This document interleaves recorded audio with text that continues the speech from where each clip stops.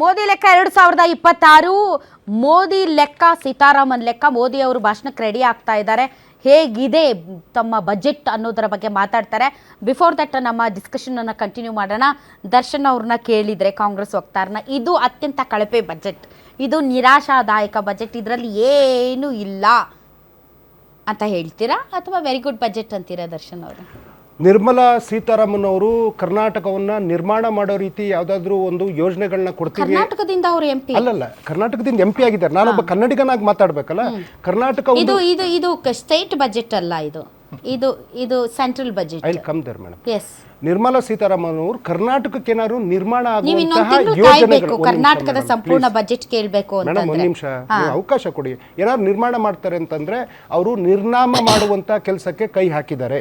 ಯಾಕೆಂದ್ರೆ ಈ ಬಜೆಟ್ ಅಲ್ಲಿ ನೀವು ಒಂದ್ ನಿಮಿಷ ದರ್ಶನ್ ಒಂದ್ ನಿಮಿಷ, ಇದು ಕರ್ನಾಟಕವನ್ನ ನಿರ್ಮಾಣ ಮಾಡುವ ಬಜೆಟ್. ಇದು ಸಿದ್ದರಾಮಯ್ಯ ಅವರು ರೆಡಿ ಆಗ್ತಾ ಇದ್ದಾರೆ. Just wait for that. ಇದು ಅವಕಾಶ, ನೀವು ಏನೇನೋ ಮಾತಾಡ್ಬಿಟ್ರೆ ನಾನು ಅದನ್ನೆಲ್ಲ ಎಂಡಾರ್ಸ್ ಮಾಡ್ಕೊಂಡು ಕೂತ್ಕೊಳ್ಳೋಕ್ಕಾಗುತ್ತಾ? ನೀವು ಪ್ರಶ್ನೆ ಕೇಳಿದಿರಿ, ನನಗೆ ಉತ್ತರ ಮೇಡಮ್ ಒಂದ್ ನಿಮಿಷ ಇದು ಕರ್ನಾಟಕ ಅಲ್ಲ, ನಿಮ್ಗೆ ಕ್ಲಾರಿಟಿ ಕೊಡಿ. ಕರ್ನಾಟಕವನ್ನ ನಿರ್ಮಾಣ ಮಾಡುವ ಬಜೆಟ್ ಇದು ಅಥವಾ ಇದು ಕೇಂದ್ರ ಬಜೆಟ್? ಮೇಡಮ್ ಒಂದ್ ನಿಮಿಷ ಪ್ಲೀಸ್. ಮೇಡಮ್, ನಾನು ಯಾಕೆ ಹೇಳಿದೆ ಅಂತಂದ್ರೆ ಕರ್ನಾಟಕದವರಾಗಿ ನಾವು ಕೇಂದ್ರದಿಂದ ಬಹಳಷ್ಟು ಆಶಾಭಾವನೆಗಳನ್ನ ಇಟ್ಕೊಂಡಿದ್ವಿ, ಬೇಡಿಕೆಗಳಿತ್ತು. ಎತ್ತಿನೊಳೆ ಯೋಜನೆಗೆ ಹಣ ಕೇಳಿದ್ವಿ, ಶಿರಾಡಿ ಘಾಟಿಗೆ ಹಣ ಕೇಳಿದ್ವಿ, ಮೇಕೆದಾಟಿಗೆ 9,000 ಕೋಟಿ ಹಣ ಕೇಳಿದ್ವಿ, ಕೃಷ್ಣಾ ಮೇಲ್ದಂಡೆಗೆ ಹಣ ಕೇಳಿದ್ವಿ, ಭದ್ರಾ ಮೇಲ್ದಂಡೆ 5,400 ಕೋಟಿ ರೂಪಾಯಿ ಕೊಡ್ಬೇಕಾಗಿರೋದನ್ನೇ 2023 ಬಜೆಟ್ ನ ಹಣ ಕೊಡಿ ಅಂತ ಕೇಳಿದ್ವಿ. ಕಳಸಾ ಮಹದಾಯಿ ಯೋಜನೆಗಳಿಗೆ ಹಣ ಇಲ್ಲ. ಈಗ ಕಳೆದ ಬಾರಿ ಬಜೆಟ್ ಆದ್ಮೇಲೆ ನಮಗೆ ಡೀಟೇಲ್ಸ್ ಎಲ್ಲ ಸಿಕ್ಕಿದ್ಮೇಲೆ ರಾಜ್ಯಕ್ಕೆ ನಗಣ್ಯ ಮತ್ತೆ ಶೂನ್ಯ. ಮೇಡಮ್, ಡೀಟೇಲ್ಸ್ ಇನ್ನೂ ಲಭ್ಯ ಆಗಿಲ್ಲ. ನೀರಾವರಿಗೆ ಯಾವ್ಯಾವ ರಾಜ್ಯಕ್ಕೆ ಯಾವ್ಯಾವ ಪ್ರಾಜೆಕ್ಟ್ ಈಗ ನಾನು ಹೇಳಿದಷ್ಟು ಹಿಂದಿನ ಬಜೆಟ್ ನಲ್ಲೂ ಅವ್ರು ಹೇಳಿದ್ರು, ಆಯ್ತಾ, ಸುಮಾರು 39,000 ಕೋಟಿ ಕೃಷ್ಣ ಮೇಲ್ದಂಡೆ ಕೊಡ್ಬೇಕಿತ್ತು, ಇನ್ನ ಬಂದಿಲ್ಲ. ಮತ್ತೆ ನೀವು ಹೇಳಿದ್ರೆ ಹೈ ಸ್ಪೀಡ್ 2 ರೈಲ್ ಬಿಟ್ಟಿದ್ದಾರೆ ಅಂತ. ಹೌದು, ಅವ್ರು ರೈಲ್ ಬಿಡೋದ್ರಲ್ಲಿ ಬಹಳ ನಿಪುಣರಲ್ವಾ? ಅದೇ ತರ ಅವ್ರೇನಾದ್ರು ರೈಲಿಗೆ ಯೋಜನೆಗೆ ಕುಡ್ಚಿ ಬಾಗಲಕೋಟೆ ಯೋಜನೆಗಾಗ್ಲಿ ಅಥವಾ ಹೊಸಕೋಟೆ ವಾಸ್ಕೋ ಯೋಜನೆಗಾಗ್ಲಿ, ಕಡೂರು ಸಕಲೇಶ್ಪುರ ಯೋಜನೆಗಾಗ್ಲಿ, ಕೊಪ್ಪಂ ಮಾರಿಕೊಪ್ಪಂ ಯೋಜನೆಗಾಗ್ಲಿ ಅವ್ರು ಕೊಟ್ಟಿದ್ರೆ ನಾವ್ ಹೇಳ್ಬೋದಿತ್ತು. ಒಂದು ಇದು ಏನು ಅಂತಂದ್ರೆ ಅವರಿಗೆ ಗ್ರೇಸ್ ಏನು ಅಂತಂದರೆ, ಈಗ ತುಂಬ ಇನ್ ಡೀಟೇಲ್ ಆಗಿ ಮೊದಲಂತೂ ಸಪ್ರೇಟ್ ರೈಲ್ವೆ ಬಜೆಟ್ ಬರ್ತಾ ಇತ್ತು, ಅದರಲ್ಲಿ ನಮ್ಗೆ ಗೊತ್ತಾಗ್ತಾ ಇತ್ತು ಎಲ್ಲೆಲ್ಲಿ ಏನೇನು ಎತ್ತೆತ್ತ ಅಂತ. ಆದರೆ ಈಗ ಕೀ ಫ್ಯಾಕ್ಟರ್ಸ್ ಅಷ್ಟೇ ಹೇಳಿರೋದ್ರಿಂದ ಇಂಡಿವಿಜುವಲ್ ಆಗಿ ಯಾವ್ಯಾವ ರಾಜ್ಯಗಳಿಗೆ ಏನೇನು ರೈಲು ಮಾರ್ಗಗಳು, ಹೊಸ ರೈಲು ಮಾರ್ಗಗಳು ಸೇರಿದಂತೆ ಬೇಡಿಕೆಗೆ ಅನುಗುಣವಾಗಿ ಏನೇನು ಕೊಟ್ಟಿದ್ದಾರೆ ಅನ್ನೋ ಡೀಟೇಲ್ಸ್ ಲಭ್ಯ ಆಗಿಲ್ಲ. ಅದರ್ವೈಸ್ 6 ಹೊಸ ಹೈಸ್ಪೀಡ್ ರೈಲ್ಗಳನ್ನು ಘೋಷಣೆ ಮಾಡಿದ್ದಾರೆ. ಅದರಲ್ಲಿ 2, ಒಂದು ಹೈದರಾಬಾದ್ ಚೆನ್ನೈ ಮತ್ತು ಬ್ಯಾಂಗ್ಳೂರು ಮತ್ತು ಚೆನ್ನೈ ಬ್ಯಾಂಗ್ಳೂರು ಹೈಸ್ಪೀಡ್ ರೈಲು ಕಾರಿಡಾರ್ಗಳ ಬಗ್ಗೆ ಮಾತಾಡಿದ್ದಾರೆ. ಹೇಳಿ. ಎಸ್ ಮೇಡಮ್, ಇವತ್ತು ಒಂದು ಬಜೆಟ್ ಈಗ ನೀವು ಉತ್ತಮ ಬಜೆಟ್ ಮತ್ತು ಇನ್ನೊಂದಂತೆಲ್ಲ ಕೇಳಿ, ಅಂಗೈ ಹುಣ್ಣಿಗೆ ನೀವು ದುರ್ಬಿನ್ ಅವಶ್ಯಕತೆ ಇಲ್ಲ. ಒಂದು ಬಜೆಟ್ ಇಲ್ಲಿ ಘೋಷಣೆ ಆಗ್ತಾ ಇದೆ ಅಂದ ತಕ್ಷಣ ನಮ್ಮ ಭಾರತದ ಶೇರ್ ಮಾರ್ಕೆಟು ಯಾವ ರೀತಿ ಜಿಗಿಬೇಕಿತ್ತು. ಇವತ್ತು ಸೆನ್ಸೆಕ್ಸ್ ಸುಮಾರು 900 ಪಾಯಿಂಟು ಡೌನ್ ಆಗಿದೆ, ನಿಫ್ಟಿ 218 ಪಾಯಿಂಟು ಡೌನ್ ಆಗಿದೆ. ಅಂತಂದ್ರೆ ಇದೊಂದು ಆರ್ಥಿಕವಾಗಿ ದಿವಾಳಿತನದಿಂದ ಕೂಡಿರ್ತಕ್ಕಂಥ ಬಜೆಟ್ ಅನ್ನೋದಕ್ಕೆ ನಮ್ಮ ಶೇರ್ ಮಾರ್ಕೆಟು ಸಾಕ್ಷಿ ಅಂತ ಹೇಳ್ತಾ, ಮೇಡಮ್ 12 ರಾಜ್ಯಗಳಿಗೆ ಇವರು ವಿಶೇಷ ಕೈಗಾರಿಕಾ ಘಟಕಗಳನ್ನ ಕೊಟ್ಟಿದ್ರಲ್ಲ, ನಾವು ಒಂದು ಆಶಾಭಾವನೆ ಇಟ್ಕೊಂಡಿದ್ವಿ. ಮೇಡಮ್, ನೀವು ರಾಜ್ಯಗಳ ಬಗ್ಗೆ ವಿಸ್ತಾರವಾಗಿ ಆಮೇಲೆ ಕೊಡ್ತಾರೆ ಅಂದಾಗ ನಾನು ಕೆಲವು ರಾಜ್ಯಗಳು ನೋಡಿದೆ, ಒಡಿಶಾಗೆ, ಕೇರಳಗೆ, ಆಂಧ್ರಗೆ, ತಮಿಳುನಾಡಿಗೆ.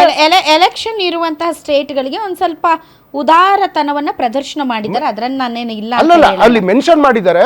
ಆಯ್ತು, ಈಗ ಎಲೆಕ್ಷನ್ ಮಾಡೋ ರಾಜ್ಯಗಳಿಗೆ ಅದು ಇದು ಸೆಕೆಂಡ್ರಿ. ಮೇಡಮ್, ನಾವು 4.5 ಲಕ್ಷ ಕೋಟಿ ತೆರಿಗೆ ಕಟ್ತಾ ಇದೀವಲ್ಲ, ನಾವೇನು ಅನ್ಯಾಯ ಮಾಡಿದೀವಿ? ನಮ್ಮ ಹಕ್ಕನ್ನು ಕೇಳ್ತಾ ಇದೀವಿ. ನಮ್ಮ ತೆರಿಗೆ ಹಣ ಕೊಟ್ಟಿಲ್ಲ, 14-15ನೇ ಹಣಕಾಸು ಆಯೋಗ ಹಣ ಕೊಟ್ಟಿಲ್ಲ, ಪೆರಿಪಲ್ ರಿಂಗ್ ರೋಡ್ ಹಣ ಕೊಟ್ಟಿಲ್ಲ, ಘೋಷಣೆ ಆಗಿರೋದು ಕೆರೆಕಟ್ಟೆ ಅಭಿವೃದ್ಧಿ 3,000 ಕೋಟಿ ಘೋಷಣೆ ಆಗಿರೋ ಹಣ ಕೊಟ್ಟಿಲ್ಲ. ಅಥವಾ ಕರ್ನಾಟಕಕ್ಕೆ ಏನಾದ್ರೂ ಒಂದು ಈ ರೀತಿ ನೆನಪಲ್ಲಿ ಇಟ್ಕೊಳ್ಳುವಂಥದ್ದು, ಸುರಂಗ ಮಾರ್ಗಕ್ಕೆ 36,000 ಕೋಟಿ ಹಣ ಕೇಳಿದೀವಲ್ಲ, ಟ್ರಾಫಿಕ್ ಕನ್ಸಂಪ್ಷನ್ ಕಡಿಮೆ ಆಗ್ಬೇಕು ಅಂತ ಹೇಳಿ ನಮ್ಮ ಈಗ ರಾಯಚೂರಿಗೆ ಏಮ್ಸ್ ಅಂತ ಘೋಷಣೆ ಆಗಿತ್ತಲ್ಲ. ಬೆಳಿಗ್ಗೆಯಿಂದ ನೋಡ್ತಾ ಇದೀನಿ, ನೀವು ಕಾಂಗ್ರೆಸ್ ವಕ್ತಾರರು ಸುರಂಗ ಮಾರ್ಗನ ತುಂಬಾ ಬಿಗಿಯಾಗಿ ಇಟ್ಕೊಂಡಿದ್ರೆ only because of D K Shivakumar. ಹೇಳಿ ಕಳ್ಸಿದ್ರು ನಿಮ್ಮ ಆಫೀಸಲ್ಲಿ ಟನಲ್ ಬಗ್ಗೆನೇ ಜಾಸ್ತಿ ಮಾತಾಡಿ ಅಂತ. ಯಾಕೆಂದ್ರೆ ಕರ್ನಾಟಕದ ಅಭಿವೃದ್ಧಿಗೆ ಪೂರಕವಾದಂತ ಹಲವಾರು ಯೋಜನೆಗಳಲ್ಲಿ, ಎಸ್ಪೆಷಲಿ ನೀರಾವರಿ ಯೋಜನೆಗಳ ಬಗ್ಗೆ ನೀವು ಮಾತಾಡಿದಾಗ ಓಕೆ, ಬಟ್ ಟನಲ್ ನಾನು ರೈಲ್ವೆ ಹೇಳಿದೆ, ಮೇಕೆದಾಟು ಹೇಳಿದೆ, ಭದ್ರಾ ಮೇಲ್ದಂಡೆ ಹೇಳಿದೆ, ವಿಶೇಷ ಕೈಗಾರಿಕಾ ಘಟಕದ ಬಗ್ಗೆ ಮಾತಾಡಿದೆ. ಒಬ್ಬ ಬೆಂಗಳೂರಿನಲ್ಲಿ ಟ್ರಾಫಿಕ್ ಸಮಸ್ಯೆಗಳನ್ನ ಅನುಭವಿಸ್ತಾ ಮೆಟ್ರೋ ಇರೋದ್ರಿಂದ ಮೂರನೇ ಹಂತ, ಖಂಡಿತವಾಗ್ಲೂ ವರ್ತುಲ ರಸ್ತೆ. ಹೌದು, ಜೊತೆಗೆ ಮೆಟ್ರೋಗೂ ನಮಗೆ ಹಣ ಅವ್ರು ಕೊಡಬೇಕು. ಪ್ರತಿಯೊಂದು ನಾವು ನೋಡ್ತಾ ಹೋದಾಗ, ಯಾಕೆ ಅಂತಂದ್ರೆ ಮೇಡಮ್, ನೀವು ಆಗ ಒತ್ತಿ ಕೇಳಿದ್ರಿ, ನೀವು ಕೇಳಿದ್ Smart ಸರಿನೇ. cityಗಳ ಯಾವ ವಿಚಾರ ಕೇಳಿ ಯೋಜನೆಗಳಿಗೆ ಮೇಡಮ್, ಹಣ. ಕರ್ನಾಟಕದ ಬಗ್ಗೆ ನೀವು ಇದು ಕರ್ನಾಟಕದ ಬಜೆಟ್ ನಮ್ಮ ಮುಖ್ಯಮಂತ್ರಿಗಳು ಘೋಷಣೆ ಮಾಡ್ತಾರೆ. ಆದ್ರೆ ಕೇಂದ್ರದಿಂದ ನಾವು ಕನ್ನಡಿಗರಾಗಿ ನಮ್ಮ ತೆರಿಗೆ ಹಣಕ್ಕೆ ವಂಚನೆಗಳಾದಾಗ ನಾವು ಒಂದು ದೊಡ್ಡ ಆಶಾಭಾವನೆಯನ್ನು ಇಟ್ಕೊಂಡಿರ್ತೀವಿ. ಮೇಡಮ್, ನೀವು ಹೇಳ್ತಾ ಇದ್ದೀರಾ, ನಿಮ್ಮ ಮಾತು ಸರಿ, ಆಮೇಲೆ ಬರ್ತದೆ, ಆಮೇಲೆ ತಿಳಿಬಹುದು ಅಂತ. 23ರ ಬಜೆಟ್ ನಾವು ತಿಳಿದ್ವಿ, ನೋಡಿದ್ವಿ, ಕಾದ್ವಿ, ಇವತ್ತು ಕಾಯ್ತಾ ಇದ್ವಿ. ಕೊನೆ ಪಕ್ಷ ಆ ಯೋಜನೆ ಹಣಗಳನ್ನಾದ್ರೂ ಇವತ್ತು ಕೊಟ್ಟು ನಾವೇನು ಬೊಕ್ಸೆ ನೀರು ಕೇಳ್ಬೇಕಾರೆ ಒಂದು ಹನಿ ನೀರು ಅಂದ್ರೆ ಅಷ್ಟು ಆದ್ರೂ ಹಣ ನಮ್ಮ ರಾಜ್ಯಕ್ಕೆ ಕೊಡಿ ಅನ್ನುವಂತ ಒಂದು ಬೃಹತ್ ಆಶಾಭಾವನೆಯನ್ನು ಇಟ್ಕೊಂಡಿದ್ವಿ. ಆದ್ರೆ ನಮ್ಮ ಕನಸುಗಳೆಲ್ಲ ನಿರ್ಮಲಾ ಸೀತಾರಾಮನ್ ಅವರು ಟೋಟಲಿ ನಮ್ಮ ಕನಸುಗಳನ್ನ ನುಚ್ಚು ನೂರು ಮಾಡುವಂತ ಕೆಲಸ ಮಾಡಿದ್ದಾರೆ. ಇದೊಂದು ನಿರಾಶಾದಾಯಕವಾದಂತಹ ಬಜೆಟ್ ಅನ್ನೋದ್ರಲ್ಲಿ ಎರಡು ಮಾತಿಲ್ಲ. ಕರಾವಳಿಯಲ್ಲಿ ಟ್ರೆಕ್ಕಿಂಗ್ ಮಾರ್ಗ ಅಂತೆ, ಅದೇನು ತುಂಬಾ ದೊಡ್ಡ ವಾವ್ ಅನ್ನುವಂಥದ್ದೇ ಮೇಡಮ್, ಗೋಕಾಕ್ ಫಾಲ್ಸಿಗೆ ಕೇಬಲ್ ಕಾರ್ ಏನೋ ಮಾಡ್ತೀವಿ ಅಂತ ಅವಾಗ ಘೋಷಣೆ ಮಾಡಿದ್ರು. ಅದು ಇವತ್ತಿನ ತನಕ ಬಂದಿಲ್ಲ.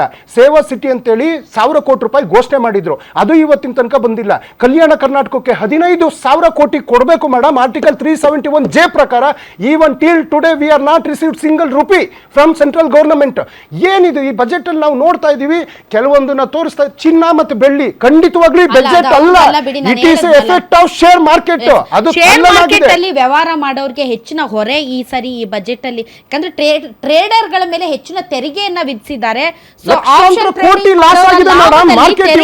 ಭಾರಿ ಕಡಿತ. ಸೊ ಇದರ ಎಫೆಕ್ಟ್ ಈಗ ಶೇರ್ ಮಾರ್ಕೆಟ್ ಅಲ್ಲಿ ಈ ಕ್ಷಣಕ್ಕೆ ಶೇರ್ ಮಾರ್ಕೆಟ್ ಮೇಲೆ ಎಫೆಕ್ಟ್ ಇದೆ. ಕ್ರಾಸ್ಟ್ ಅವ್ರು ಹೇಳೋ ತರ ಹೋಗ್ತಾ ಅದು ಒಂದು ಸ್ಟೆಬಿಲಿಟಿಗೆ ಬರುತ್ತೆ ಅಂತ. ಸೊ ಇಮಿಡಿಯೇಟ್ ಆಗಿ ಈಗ ನಾನು ಹೇಳಿದ ಹಾಗೆ ಒಂದು ಸ್ವಲ್ಪ ಟ್ರೇಡರ್ಸ್ಗೆ ಹೊರೆ ಆಗ್ತಾ ಇದೆ, ಹೆಚ್ಚಿನ ತೆರಿಗೆ ವಿಧಿಸ್ತಾ ಇದ್ದಾರೆ, ಆಪ್ಷನ್ ಟ್ರೇಡಿಂಗ್ ಮಾಡೋರ ಲಾಭದಲ್ಲಿ ಕಡಿತ ಆಗುತ್ತೆ ಅನ್ನುವಂಥ ಆ ಮೈಂಡ್ ಸೆಟ್ಟಲ್ಲಿ ಈಗ ಶೇರ್ ಮಾರ್ಕೆಟ್ ಇರೋದ್ರಿಂದ ಈ ಕ್ಷಣಕ್ಕೆ ಈ ಒಂದು ಎಫೆಕ್ಟ್ ಇದೆ. ಹೋಗ್ತಾ ಸರಿ ಹೋಗಬಹುದು ಅನ್ನೋದು ಆರ್ಥಿಕ ತಜ್ಞರು ಹೇಳುವಂಥದ್ದು. ಎಸ್ ಯದುಕುಮಾರ್ ಸರ್, ಮ್ಯಾಮ್, ಈ ಬಜೆಟ್ ಬಂದು ಪ್ರೋ ಪೀಪಲ್ ಪ್ರಾಕ್ಟಿಕಲ್ ಬಜೆಟ್. ಇದು practical budget which is possible ಅನ್ನೋದು ಹೇಳುವಂಥದ್ದು. ನಿರ್ಮಲಾ ಸೀತಾರಾಮನ್ ಮೊದಲೇ ಹೇಳಿದ್ಕಿಂತ ಇಟ್ ಈಸ್